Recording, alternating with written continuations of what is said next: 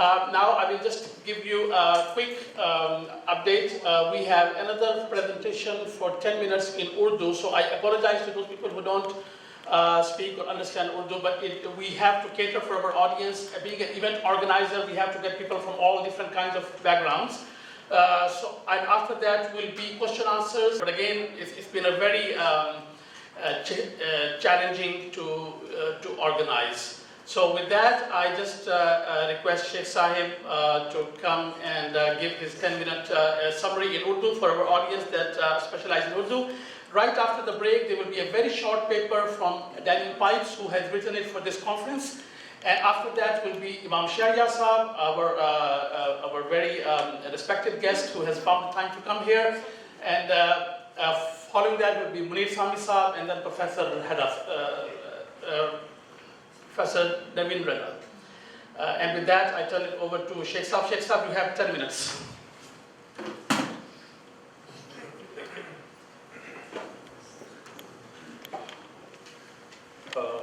جیسا کہ چوائس صاحب نے آپ کو بتایا کہ میں اردو میں بات کروں گا, so I'm sorry for those who do not understand Urdu.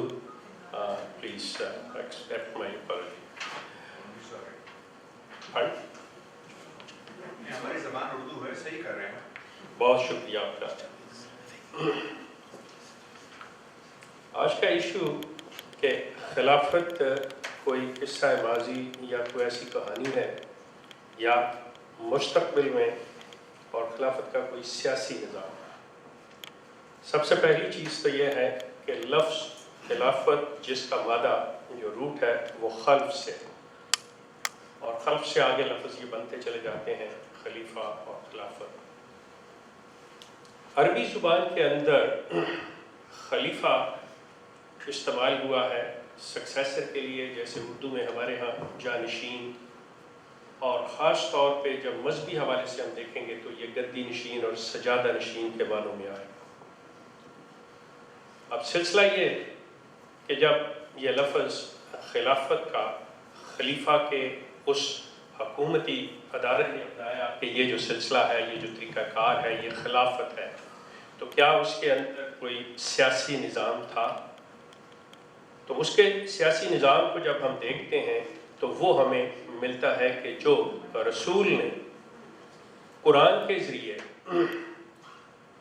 قوانین خداوندی قرآن کے ذریعے نو انسانی کو عطا کیے گئے, اس کے مطابق اپنے اس سوسائٹی کو اس وقت کی کو چلایا, اور اسی کو لے کے ان کے بعد کے جانشین, خلیفہ, سکسیسرز, گدی نشین, سجادہ نشین, آپ جو بھی کہیں وہ چلتے رہے. اب یہ کوئی ایسی بات نہیں, فرضی کہانی نہیں ہے, یہ ایک تاریخی حقیقت ہے. لیکن کیا جیسا کہ ماضی میں انہوں نے جس طرح سوسائٹی کو, دنیا کو چلایا, کیا وہ آج اس کا امکان ہے, کیا وہ ممکنات میں سے ہے کہ ویسے چل سکے؟ جب ہم تاریخ پہ نظر ڈالتے ہیں تو ہمیں یہ چیز جو ہے آج کے دور میں ناممکن نظر آتی ہے. لیکن جب ہم مذہبی خلافتوں کو دیکھتے ہیں جو خانقاہوں, درگاہوں اور مختلف مذہبی جماعتوں کے اندر خلافت کا تصور ہے, ایک خلیفہ بنا لیا جاتا ہے, اور حتیٰ کہ یہاں تک بات آ جاتی ہے کہ یہ خلیفہ خدا نے بنایا ہے. اب کسی رسول کی اپوائنٹمنٹ یا رسول کا یہ ڈکلیئر کرنا کہ میں خدا کی طرف سے ہوں, جو اس نے اپوائنٹ کیا, وہ تو سمجھ آتا ہے. لیکن آج جس شخص کو لوگ اپوائنٹ کریں اور وہ کہے کہ مجھے خدا نے خلیفہ بنایا ہے, یہ بات سمجھ سے باہر ہے. اب وہ ایک سسٹم لے کے چل رہے ہیں, اس کے اندر کیا سلسلہ ہے کہ وہ ایک ایسا مکسچر ہے کہ جس کے اندر وہ جس اسٹیٹ میں, جس ملک میں ہے, اس کے قوانین کو بھی لے کے چلتے ہیں, اور اس کے ساتھ کوشش کرتے ہیں کہ وہ پرانی قوانین اور اصول جو متعین کیے گئے اس کو بھی لے کے چلیں. اور مزے کی بات یہ ہے کہ وہ اس کے اندر اس ملک جس میں رہتے ہیں اس کے مطابق اس کے اندر وہ تبدیلی بھی کرتے ہیں, اس کو بدلنے کی کوشش بھی کرتے ہیں, تاکہ ہمارے اندر اس سے ٹکراؤ نہ پیدا ہو سکے اور ہم سروائیو کر سکیں. دین نے, جو دین اسلام ہے, اس نے نظام کو کوئی خاص نام نہیں دیا جسے ہم یہ کہیں کہ یہ خلافت کا نظام ہے یہ جمہوری نظام ہے، یہ ڈکٹیٹرشپ ہے، یا کوئی ایسی چیز ہے، اس کو کسی نظام کا نام نہیں دیا. اس کے لیے ایک اصول متعین کر دیا گیا کہ آپس میں باہمی مشاورت کے ساتھ آپ لوگوں نے فیصلے کرنے. اب باہمی مشاورت کو آپ اس طرح سے آج کی دنیا کے اندر جس طرح ڈیموکریسی ہے، جمہوریت ہے، وہ لے کے آپس میں باہمی مشاورت کرتے ہیں، تو اس کے اندر یہ ہے کہ وہ قوانین بنا سکتے ہیں، قوانین جو بنے ہوئے ہیں ان کے اندر تبدیلی کی جا سکتی ہے. لیکن جب ہم اس کو قرآن کی روح سے دیکھتے ہیں تو قرآن کہتا ہے کہ جو تمہیں اصول متعین کر دے دیے گئے، جو قوانین عطا کر دیے گئے، تم اس کے اندر تبدیلی نہیں کر سکتے. تو لہٰذا اس کو جمہوریت سے بھی اس سینس میں ہم نہیں لے سکتے. اب جو اس وقت تقریباً آج سے کوئی 100 سال پہلے ایک خلافت کا اعلان ہوا، آج تک چلی آ رہی ہے، اس نے جب آج کے دور میں یہ دیکھا کہ اپنی سروائیول کے لیے، تو اس نے اس کو روحانی خلافت کے اندر تبدیل کرنے کی کوشش کی گئی کہ ہمارے کوئی سیاسی یا حکومتی عزائم نہیں ہیں کہ ہم کسی خطے کو لیں گے یا ہمیں کوئی ملک چاہیے یا کوئی ایسی بات نہیں. گو اس کی تاریخ جو ہے یہ بتا رہی ہے کہ وہ خطہ کس شدت سے چاہتے تھے، اور ان کی تاریخ کے اندر ان کے تمام یہ بیانات موجود ہیں. لیکن جیسے میں نے شروع میں عرض کیا ہے کہ وہ اپنی سروائیول کے لیے اپنی باتوں کو، اپنے ایون قرآنی قوانین کو تبدیل کرتے ہیں، تو انہوں نے یہ چیز اپنائی. اس کے ساتھ ہی ابھی آپ کہہ لیں کہ یہ ہمارے مہینہ پہلے یا اس سے کچھ عرصہ ایک نئی دہشت گردی، بربریت اور اسلحے کے زور پہ ایک خلافت کا اعلان ہوا کہ یہ ہم خلافت ڈکلیئر کرتے ہیں.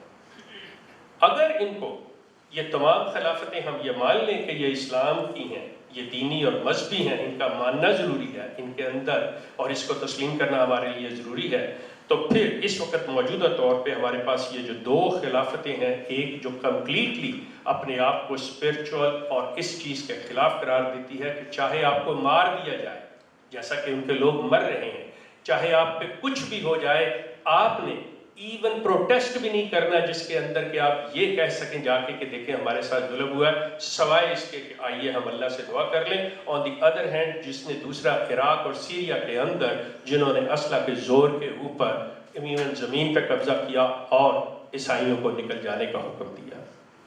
یہ دو چیزیں جو ہے یہ ہمارے لیے یہ سوال پیدا کرتی ہیں کہ کیا لفظ خلافت صرف خان کا درگاہ تک محدود وہ ٹھیک ہے جہاں پہ ایک کسی بھی مذہبی رہنما کی جو جانشینی ہے وہ اپنا لی جائے اور اللہ اللہ کیا جائے، یا اس کے اندر آج کی دنیا میں، آج کے سوسائٹی کے اندر ان کے پاس کوئی ایسی چیز ہے کہ یہ اس دنیا کو لے کے چلیں؟ تو اس کا جواب جو ہے وہ یقین نہیں میں ہے. کیوں؟ قرآن آپ کو اجازت نہیں دے رہا کہ آپ کسی قانون کو تبدیل کر سکیں. مشاورت آپ کرتے ہیں، کسی چیز پہ ایگری کرتی ہے میجورٹی، تو اس کے اندر یہ چیز آتی ہے کہ ہاں آپ اس قانون کو ختم کر لیں یا یہ ایک نیا قانون بنا لیں. اگر وہ قرآن کے خلاف ہے تو وہ قانون بن نہیں سکتا، وہ بدل نہیں سکتا. تو اس چیز کا کہ مستقبل اس کا کیا ہے، میرے نزدیک جو بات ہے کہ مستقبل اس کا کہ کوئی ایسا مستقبل نہیں ہے، اس کے پاس کوئی ایسی اس کے پاس چیز نہیں ہے. جیسا کہ پہلے سے اسپیکر بول کے گئے ہیں، بتا کے گئے ہیں کہ جو چیزیں ہسٹری انہوں نے بیان کی. میرا اتنا ہی. Thank you so much. Thank you very much for staying in time. Let's get back to the proceeding. There's a 5-minute paper from Daniel Pipes, very small. Yeah, I got some flack from people saying that why did you invite Daniel Pipes to speak? I do not consider him an Islamophobe. I consider him a person who is critical of Islam. I read almost everything he writes. And he was gracious enough to write something for our conference. We may not agree with him, like we may not agree with many of the speakers today. But again, our objective is to engage. Our objective is to engage and to hear all points of view. The United States is a player in all of this, we all agree. And he has some very deep insights into the matter. And he sent this, Sarah Chaudhary is going to read out his paper. He could not be here in person but he has sent this for us based on his assessment of where this ISIL Caliphate is going.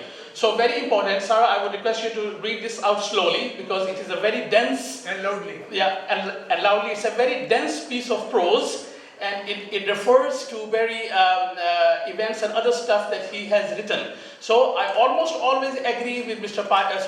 Disagree with Mr. Pipes, but again, I respect his points of view which have remained consistent over the years, and in my opinion, they do not amount to Islamophobia.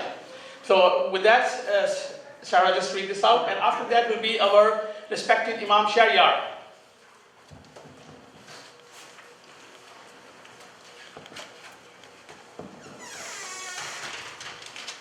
I am delighted to address this timely event and thank Akbar Chaudhry for the opportunity to do so. I only regret that prior plans prevented me from delivering this short paper in person. I appreciate Sarah Chaudhry's willingness to read it for me. To begin, without warning, the ancient and long powerless institution of the Caliphate returned to life on June 29, 2014. What does this event augur? The classic concept of the Caliphate, of a single successor to Muhammad ruling a unified Muslim state, lasted just over a century and expired with the emergence of two caliphs in 750 CE.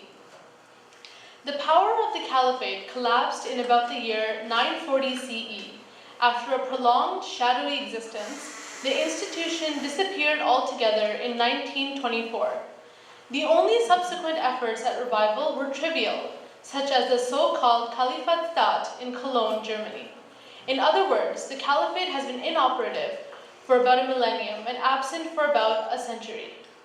The group named the Islamic State in Iraq and Syria conquered the city of Mosul, population 1.7 million, in June. Days later, it adopted the name Islamic State and declared the return of the Caliphate. Its capital is the historic town of Raqqa, Syria, population just 220,000, which not coincidentally served as the Caliphate's capital under Harun al-Rashid for 13 years. Under the authority of an Iraqi named Ibrahim Awad Ibrahim, the new Caliphate projects boundless ambition to rule the entire world, east and west, and to impose a uniquely primitive, fanatical, and violent form of Islamic law on everyone. I have predicted that this Islamic State, despite its spectacular rise, will not survive. Confronted with hostility both from neighbors and its subject population, it will not last long. At the same time, I expect it will leave a legacy. No matter how calamitous the fate of Caliph Ibrahim and his grim crew, they have successfully resurrected a central institution of Islam, making the Caliphate again a vibrant reality. Islamists around the world will treasure its moment of brutal glory and be inspired by it. Looking ahead, here is my more specific forecast for the current Caliphate's legacy. Number one, now that the ice is broken, other ambitious Islamists will act more boldly by declaring themselves caliph. There may well be a proliferation of them in different regions from Nigeria to Somalia to Afghanistan to Indonesia and beyond. Number two, declaring caliphate has major implications, making it attractive to jihadis across the Ummah, the worldwide Muslim community, and compelling it to acquire sovereign control of territory. Number three, the Saudi state has taken on a quasi-caliphal role since the formal disappearance of the Ottoman Caliphate in 1924. With the emergence of the Raqqa Caliphate, the Saudi king and his advisors will be sorely tempted to declare their own version. If the current custodian of the two holy mosques, as the Saudi king likes to be called, who just turned 90, does not indulge this claim, his successors might well do so, thereby becoming the first caliphate in a recognized state. The Islamic Republic of Iran, the great Shiite power, might well do the same, not wanting to be conceptually outgunned by the Sunnis in Riyadh, thus becoming the second formal caliphal state. This profusion of caliphs will further exacerbate the anarchy and the internecine hostility among Muslim peoples. Number 6, this disillusion will quickly set in. Caliphates will not bring personal security, justice, economic growth, or cultural achievement. One after another, these self-declared universal states will collapse, be overrun, or let lapse their grandiose claims. Number 7. This caliphate-declaring madness will end some decades hence, with a return to roughly the pre-June 29, 2014 conditions. Looking back then on the caliphal eruption, it will appear as an anachronistic anomaly, an obstacle to modernizing the Ummah, and a bad dream. In short, declaring the caliphate on June 29th was a major event, and the caliphate is an institution whose time has long passed, and therefore whose revival bodes much trauma. Thank you very much. Thank you very much, Sarah. This will be on our website. He has kindly authorized it. It may also be on his website. But again, as you know, it was very beneficial to see somebody's view who has a good view of history, whether we agree with him or not.